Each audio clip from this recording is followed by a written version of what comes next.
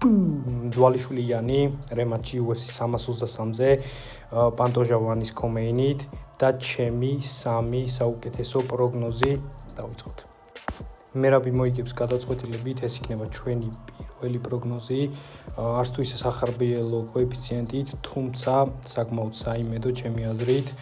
დაახლოებით იგივე სცენარით, რაც პირველ ბრძოლაში მოხდა, თუმცა მგონია რომ იანი ბევრად მომზადებული იქნება ეხლა და ისე 50-55-ით ვერ გაუკეთებს მერაბი, მაგრამ მგონია რომ საკმაოდ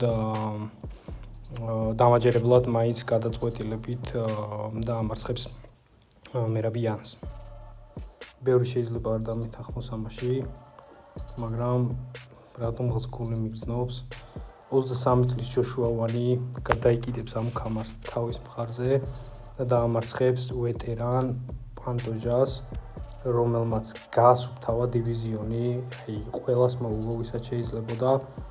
ერთადერთი ვანი არის დარჩენილი და ჩემი აზრით ვანი მოახერხებს და გაიმარჯვებს ამ დაპირისპირებაში.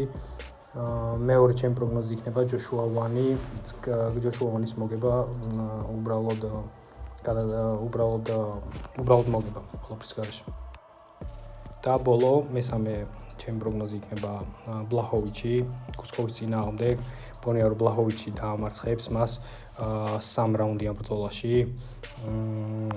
UFC-ის ვეტერანი, ყოფილი ჩემპიონი, ძალიან გამოცდილი. შეიძლება ითქვას ახალბედა გუსკოვთან.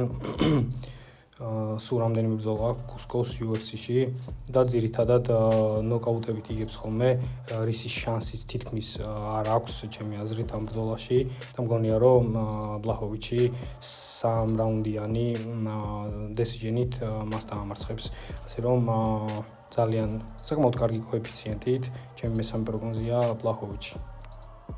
6 კუჭი საკმაოდ რეალურია. ნახოთ. მადლობებს ბრძოლის მერე მივიღებ.